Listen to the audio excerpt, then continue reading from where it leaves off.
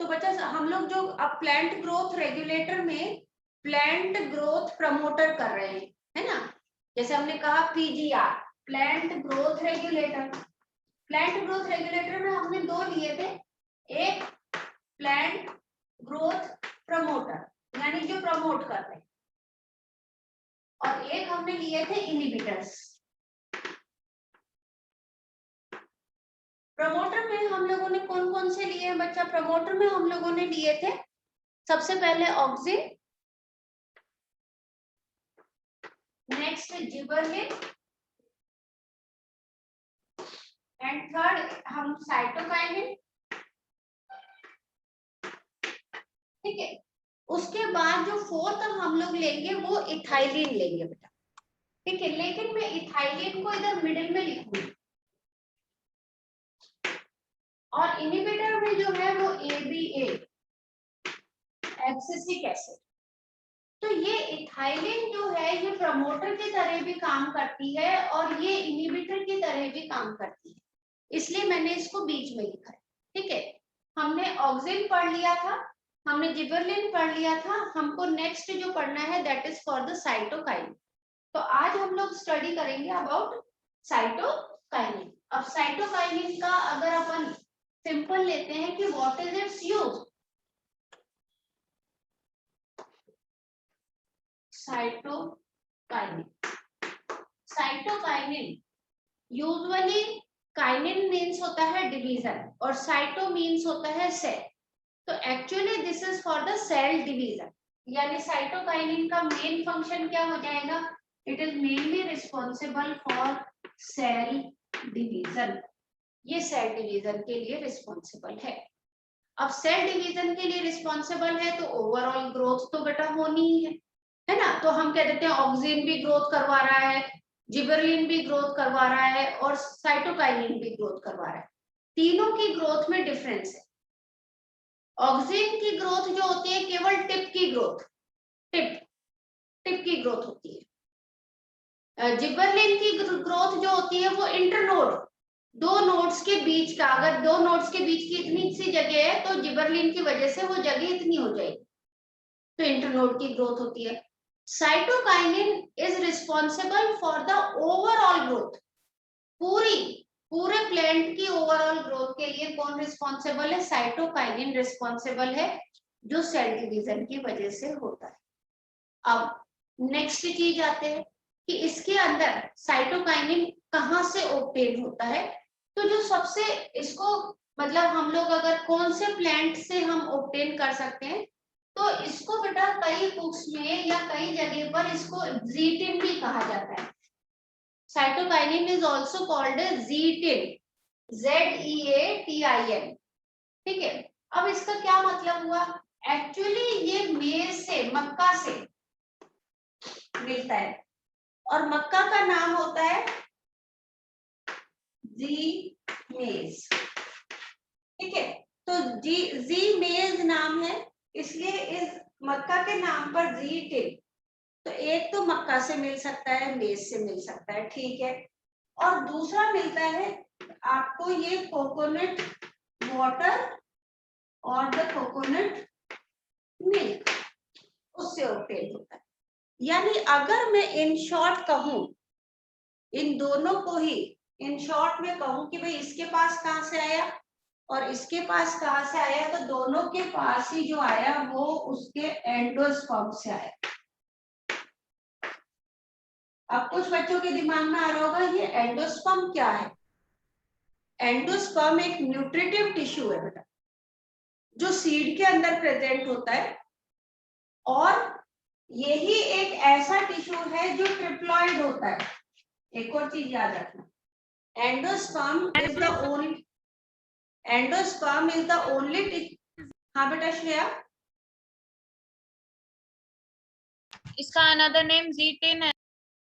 हाँ, साइटोकाइनिन को another name हम जीटिन बोलते हैं।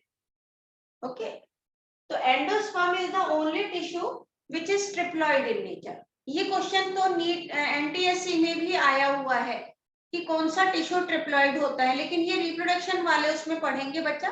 तो वैसे आपको याद रहना था एंडोस्पर्म, हाँ endosperm is a triploid tissue present in the seed. Seed के अंदर ये अकेला ऐसा टिश्यू है, या कह दो the endosperm is triploid tissue present in seed. बाकी कहीं पे भी ट्रिप्लॉइड टिश्यू प्रेजेंट नहीं होता प्लांट में, केवल सीड के उसमें होता है, वो एंडोस्पर्म है। तो एंडोस्पर्म क्या है बच्चा? एंडोस्पर्म एक न्यूट्रिटिव टिश्यू यानी न्यूट्रिशन प्रोवाइड करता है। अब ठीक है जी, तो एंडोस्पर्म के अंदर जब उसको हम क्रश करते हैं तो उसमें से साइटोकाइनिन का सिक्रीशन, मतलब साइटोकाइनिन निकलता है, और उसको हम इसीलिए क्या कह देते हैं? जीटिन कह देते हैं। तो ये चीज आ जाता है बच्चा साइटोकाइनिन से रिलेटेड। ये तो था कि जो हमारी एनसीईआरटी बुक में दे रखा है। अब मैं आती हूँ नेक्स्ट चीज की भाई, और अगर हम लोग हायर लेके चलते हैं कि और कहाँ कहाँ क्या क्या काम होएगा बच्चा, तो उस केस के अंदर साइटोकाइनिन जो होता है it is present in the tissue culture also. ये टिश्यू कल्चर में भी यूज होता है। तो cytokinin is used in, cytokinin वो कोकोनट मिल्क से मिलता है। कोकोनट मिल्क से मिलता है, और जो मेज मक्का होती है उसका भी अगर सीड को क्रश करेंगे तो उसमें भी मिल्की सब्सटेंस निकलेगा, उसमें भी साइटोकाइनिन ही प्रेजेंट होगी। ठीक है, केवल दो बच्चे इतने अच्छे हैं, एक पीयूष और एक श्रेया। यूजुअली ये दो स्टूडेंट हरदम वीडियो ऑन करके ही रखते हैं, है ना, बाकी बच्चे तो कोई भी वीडियो ऑन नहीं करके रखता। गुड, चलो कोई बात नहीं, है ना।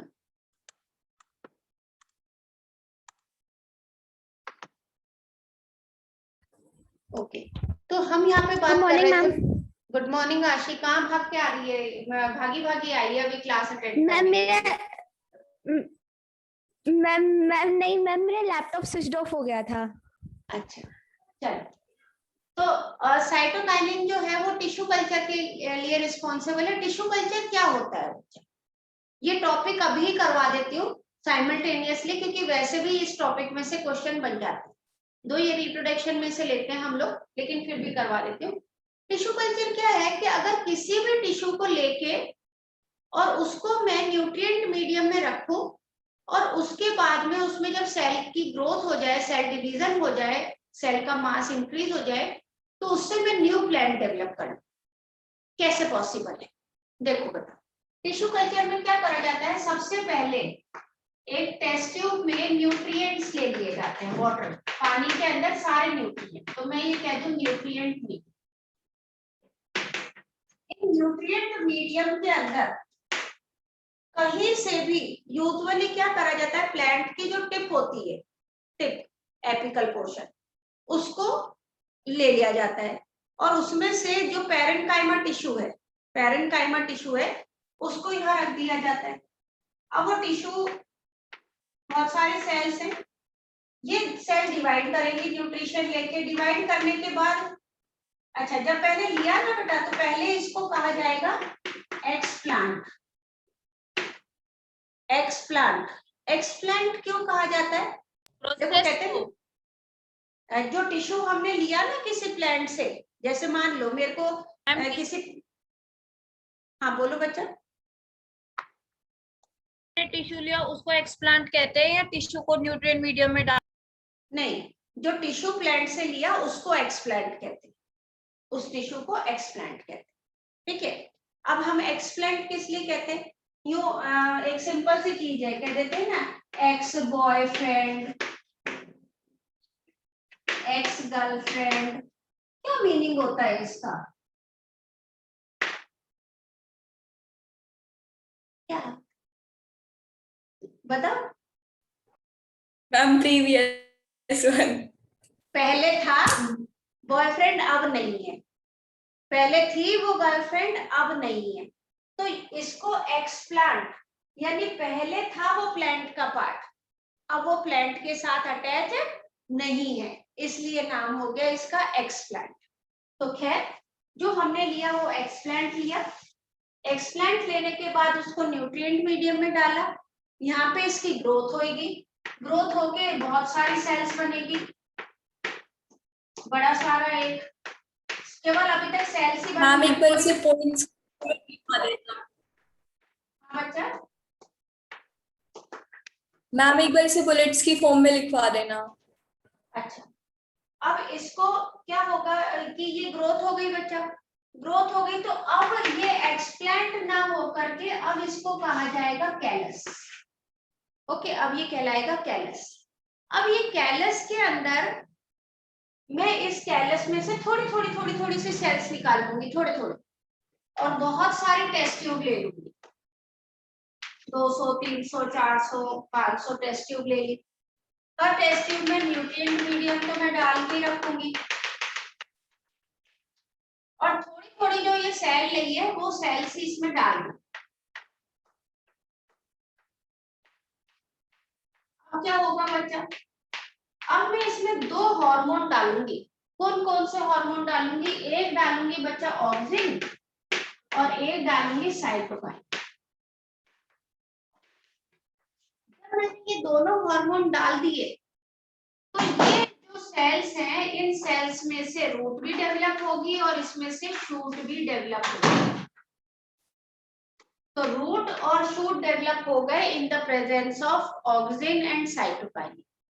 तो क्वेश्चन अगर आ जाए कि which plant hormone is responsible for tissue culture, तो आपका आंसर रहेगा बोथ ऑक्सिन एंड साइटोकाइनिन, क्योंकि ऑक्सिन जो है वो तो शूट डेवलप करवाती है और साइटोकाइनिन जो होती है वो रूट डेवलप करवाती है, और दोनों का एक डेफिनेट प्रपोर्शन में डालना होता है।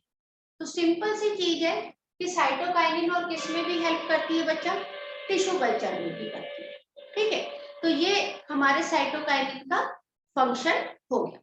ठीक है जी, ये आपको मैक्सिमम अमाउंट में कहाँ मिल सकता है, मैक्सिमम अमाउंट में ये कहाँ मिल सकता है, तो मैक्सिमम अमाउंट में यूजुअली इट इज प्रेजेंट, क्योंकि ओवरऑल ग्रोथ है बेटा, तो ये डिफ्यूज होके पूरे प्लांट में इवनली डिस्ट्रीब्यूटेड रहता है। जैसे हम ये नहीं कहते कि they are just located at this region, they are distributed to all the part of the plant. तो ये एग्जांपल्स हो गए बच्चा, और ये फंक्शन हो गया किसका बेटा, साइटोकाइनिन का। अब अपने पास में लास्ट प्लांट ग्रोथ प्रमोटर आता है एंड दैट इज इथाइलिन। ठीक है, हाँ एक और चीज बच्चा, साइटोकाइनिन जो है वो सेनिसेंस भी प्रिवेंट करता है, इट प्रिवेंट सेनिसेंस। क्या होता है सेनिसेंस, सेनिसेंस का मीनिंग होता है एजिंग, बुढ़ापा आना। तो प्लांट के अंदर बुढ़ापा ना आए, प्लांट के अंदर एजिंग ना आए, उसके लिए रिस्पॉन्सिबल होता है साइटोकाइनिन। ठीक है बेटा, तो ये हो गए बच्चे साइटोकाइनिन के function. Now we come on to the another plant growth hormone that is ethylene. अब हम लोग लेंगे इथाइलिन।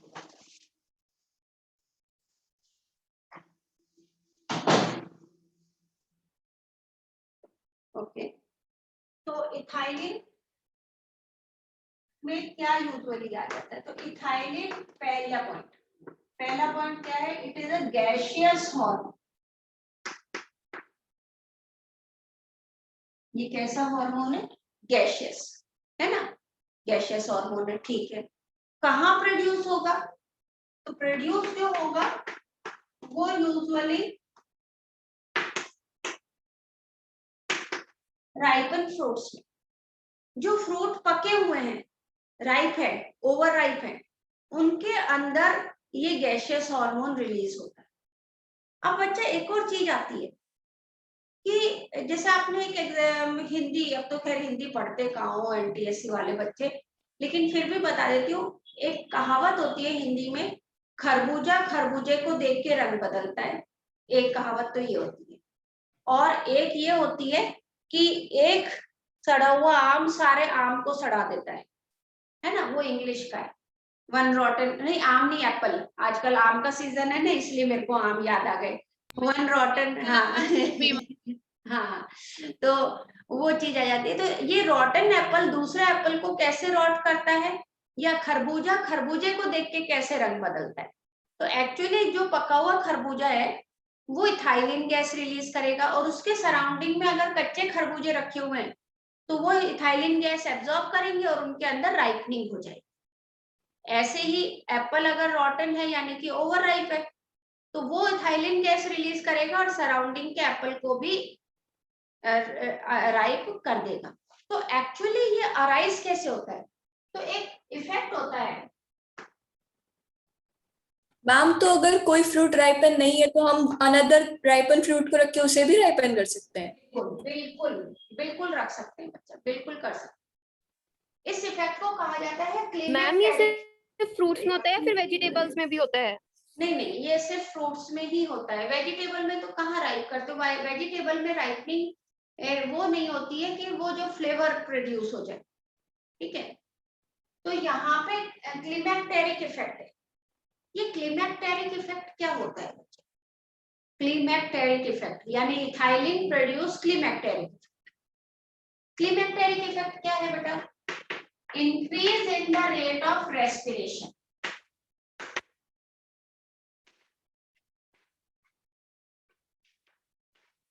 रेस्पिरेशन की रेट इंक्रीज होना कब? During ripening.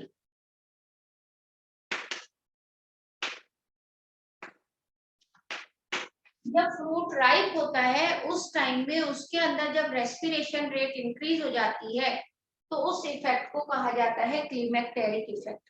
और actually ethylene act as a climacteric effect, यानी कि ये रेस्पिरेशन की रेट को इंक्रीज कर देती है जिससे जो अनराइपन फ्रूट होता है वो राइपन हो जाता है, ठीक है। और फिर ये अपने दूसरे वाले जो सराउंडिंग के फ्रूट हैं उनको क्या कर देते हैं बच्चा? राइप कर देते हैं। एक मिनट। तो ये हो गया था इथाइलिन का। अब बात आती है कि ये जो इथाइलिन का फ्रूट की राइपनिंग है, ठीक है जी, इस हिसाब से तो राइपन कर रहा है, इस हिसाब से तो ये क्या कॉज कर रहा है? प्रमोटर है, ग्रोथ को इंक्रीज कर रहा है। लेकिन क्या होता है कि आपने देखा होगा मोस्ट ऑफ द प्लांट्स में जो फ्रूट राइप हो जाता है तो वो अपने आप गिर जाता है, प्लांट से अपने आप डिटैच हो जाता है अगर हम नहीं तोड़ते। वैसे तो ह्यूमन बीइंग बेटा किसी भी पेड़ पे किसी भी फ्रूट को मैच्योर होने ही नहीं देते। केवल हमारे घरों में जो, जैसे अगर मान लो मेरे घर में लगा हुआ है गांव में किसका, अपना जामुन का पेड़, तो हम लोग जो जामुन खाते हैं ना वो जब पेड़ से झड़ जाते हैं ना तभी इकट्ठा करके खाते हैं, है ना। अगर मेरे घर में अभी तो खैर नहीं लगा हुआ, लेकिन अगर मेरे घर में सपोज गुआवा लगा हुआ है तो जब तक वो पूरा राइप नहीं हो जाता हम लोग गुआवा को नहीं तोड़ेंगे। लेकिन मार्केट में जो गुआवा आता है या मैंगो आता है वो हम कच्चे ही तो खाने में मजे आते हैं। वो एक अलग चीज है। मतलब कहने का मीनिंग है मैंगो भी अनराइपन ही तोड़े जाते हैं जिससे कि वो एक जगह से दूसरी जगह ट्रांसपोर्ट हो तो उनकी शेल्फ लाइफ ज्यादा रहे। शेल्फ लाइफ यानी कि ज्यादा समय तक वो चले, क्योंकि राइपन तोड़ेंगे तो मार्केट तक आते आते तो वो ओवर राइप हो जाएंगे, फिर उसका यूज ही नहीं रहेगा। तो खैर मैं यहाँ पे आप लोगों को ये बता रही थी कि इथाइलिन जो है वो प्रमोटर है, लेकिन जब इथाइलिन रिलीज होती है और उसके बाद में फ्रूट मेच्योर हो जाते हैं तो ये इनहिबिटर की तरह काम करती है। क्या कि ये हेल्प करती है in the secretion of ABA, abscisic acid. और जैसे ही एब्सिसिक एसिड आता है वैसे ही प्लांट के अंदर क्या चालू हो जाती है? एजिंग प्रोसेस चालू हो जाती है, ठीक है। तो ये इथाइलिन का फंक्शन हो गया, वन एंड ओनली फंक्शन। हाँ बोलो बेटा आशी। मैम जो क्लोव होता है ना, लॉन्ग, मैम वो फ्रूट होता है या फिर वो बर्ड होता है? वो बेटा फ्लावर बर्ड है, और वो भी इमेच्योर फ्लावर बर्ड है, मेच्योर भी नहीं हुई। इमेच्योर फ्लावर बर्ड जब जैसे ही बर्ड बनी है ना, वो भी इमेच्योर, तभी उसको तोड़ लिया जाता है and it is a immature flower bird. वो फ्रूट नहीं है, it is a immature flower bird. Okay, अच्छा नेक्स्ट चीज आता है बेटा, थैंक यू। नेक्स्ट चीज आती है जो हम लोग लेते हैं, that is abscisic acid, last hormone है बेटा। इसको शॉर्ट में हम लोग लिख देते हैं ABA, abscisic, SICIS। Abscisic acid. अब ये एब्सिसिक एसिड जो है, this is the Excuse me, only, ma'am. हाँ बच्चा, मैम जो क्लाइमेक्टेरिक इफेक्ट होता है मैम, उसकी वजह से अनदर फ्रूट की राइपनिंग होती है, या फिर मैम जो फ्रूट का फॉल होता है उसको क्लाइमेक्टेरिक इफेक्ट नहीं कहते नहीं हैं? नहीं नहीं, क्लाइमेक्टेरिक जो इफेक्ट होता है उसकी वजह से फ्रूट की राइपनिंग होती है, उसकी वजह से फ्रूट राइपन होता है। और इथाइलिन जो होता है वो क्लाइमेक्टेरिक इफेक्ट प्रोड्यूस करता है, यानी कि वो रेस्पिरेशन रेट को इंक्रीज करता है। ओके बेटा, नेक्स्ट आता है एब्सिसिक एसिड। अब ये एब्सिसिक एसिड जो होता है, this is only the plant inhibitor. ये प्लांट इनहिबिटर है, प्लांट ग्रोथ इनहिबिटर। ठीक है जी, कैसे इनहिबिट करता है वो हम लोग देखेंगे, बहुत सारे फंक्शन है, लेकिन सबसे पहला फंक्शन क्या है? तो सबसे पहला फंक्शन इसका होता है leaf and fruit fall. Leaf fall और फ्रूट फॉल, उसको करने के लिए एब्सिसिक एसिड इज रिस्पॉन्सिबल। कैसे लीफ फॉल होती है या फ्रूट फॉल होती है? आप देखो, अगर आप किसी पेड़ से पत्ती को तोड़ना चाहो तो टूटेगी ना, तो उसके साथ में कुछ टिश्यू भी आएगा। अगर आप किसी फ्रूट को तोड़ना चाहो तो वो कुछ टूटेगा, तो उसका कुछ टिश्यू पार्ट भी टूटेगा। लेकिन जब लीफ फॉल होती है, हल्की सी हवा चली, पत्तियां झड़ गई, जब राइपन फ्रूट हो जाता है वो अपने आप हवा से वैसे ही झड़ जाता है। तो वो क्यों झड़ जाता है बच्चा? जैसे सपोज मैंने ये बनाया कि ये स्टेम है और ये इसकी लीफ, अभी ये मैच्योर लीफ है या लीफ नॉर्मल है जिसके अंदर ये इसके अटैच है। अगर मैं इसको तोड़ूंगी तो ये वाला हिस्सा भी जाएगा, लेकिन अगर जब इसमें लीफ फॉल होने वाली होती है तो उससे पहले क्या होता है, यहाँ पे डिपॉजिट हो जाता है ये एब्सिसिक एसिड। ये एब्सिसिक एसिड इधर डिपॉजिट हो जाता है। जब ये इधर डिपॉजिट हो जाता है बच्चा, तो ये फिर क्या करता है, ये लीफ को इजीली फॉल होने में हेल्प करता है, यानी लीफ आराम से इससे सेपरेट हो जाती है, और सेपरेट होने के बाद में वो टूट जाती है। और इस वाले हिस्से में कोई ऐसा भी नहीं होता कि ये ओपन हो गई जहां पे बैक्टीरियल इन्फेक्शन हो जाए या कोई पैथोजन एंटर कर जाए, नहीं, वो पहले ही इसको कवर कर देते हैं। ऐसे ही फ्रूट फॉल होता है। तो पहला फंक्शन हो गया कि it help by forming a layer of abscisic acid, वो लीफ और फ्रूट फॉल करता है। तो उसके लिए एक वर्ड यूज होता है एब्सिशन। तो पहला चीज, इट कॉजेस एब्सिशन, ये एब्सिशन कॉज करता है। ठीक है जी, अब आता है second function. Second function abscisic acid का होता है बेटा, it is also called as stress hormone. इसको हम लोग स्ट्रेस हार्मोन भी कहते हैं। स्ट्रेस हार्मोन क्यों कहते हैं? क्योंकि ये हार्मोन स्ट्रेसफुल कंडीशन में रिलीज होता है। जैसे आप देखो कि भाई, जैसे आपने देखा होगा यूजुअली सर्दियों का जब सीजन होता है तो मोस्टली हरियाणा में जिनके भी घर पे पेड़ है बड़े बड़े, वो उसके स्टेम्स को या ब्रांचेस को कटवा देते हैं, ब्रांचेस को कटवा देते हैं। उसको हम लोग जनरल लैंग्वेज में छंगवाना कहते हैं। और पूरा पेड़ बिल्कुल विदाउट लीफ हो जाता है। अब क्या होता है बच्चा, पूरी सर्दी उसमें लीफ नहीं आएगी, न्यू लीव्स नहीं आती, न्यू बर्ड्स नहीं आती। जैसे ही फेब आया, उसके अंदर छोटी छोटी छोटी छोटी बर्ड्स आती हैं, फिर पत्तियां आती हैं, और थोड़े दिन में वो पेड़ पूरा भर जाता है वापस से न्यू लीव्स। तो एक्चुअली विंटर सीजन में हम पेड़ की पत्तियां नहीं भी कटवाए ना, तो भी विंटर सीजन में प्लांट की ग्रोथ रिड्यूस हो जाती है। क्यों? क्योंकि बहुत एक्सट्रीम क्लाइमेटिक कंडीशन। तो उस एक्सट्रीम क्लाइमेटिक कंडीशन में अपने आप को बचाने के लिए ये क्या करता है, एब्सिसिक एसिड लीफ बड को जर्मिनेट नहीं होने देता। तो हम ये कह दें कि एब्सिसिक एसिड सेकंड फंक्शन बड डॉर्मेंसी। बड डॉर्मेंसी, डॉर्मेंसी मतलब इनएक्टिव है। बर्ड्स यानी वो लीफ बर्ड भी हो सकती है और फ्लावर बर्ड भी हो सकती है। तो ये बड डॉर्मेंसी के लिए रिस्पॉन्सिबल है। ठीक है जी। अब बात कर लो गर्मियों के सीजन की। अभी जैसे गर्मी हो रही है, बहुत धूप है, टेम्परेचर हाई है, हीट बहुत ज्यादा है, तो अब इस टाइम में ट्रांसपिरेशन ना हो, है ना, टू प्रिवेंट ट्रांसपिरेशन क्या होने चाहिए बच्चा? Stomata should get close, stomata close होने जाने चाहिए। तो एक्चुअली जब बहुत हीट होती है तो एब्सिसिक एसिड रिलीज होता है, जिसकी वजह से स्टोमेटा क्लोज हो जाते हैं, और जब स्टोमेटा क्लोज हो जाते हैं तो ट्रांसपिरेशन नहीं होगा। तो ये एक तरह से दोनों कंडीशन, विंटर सीजन में भी और समर सीजन में, ऐसे ही कुछ जो राइजोम होते हैं एक्सट्रीम क्लाइमेटिक कंडीशन में जमीन के नीचे रहेंगे, डोरमेंट रहेंगे। क्यों? क्योंकि उनके पास क्या आ जाएगा? एब्सिसिक एसिड आ जाएगा।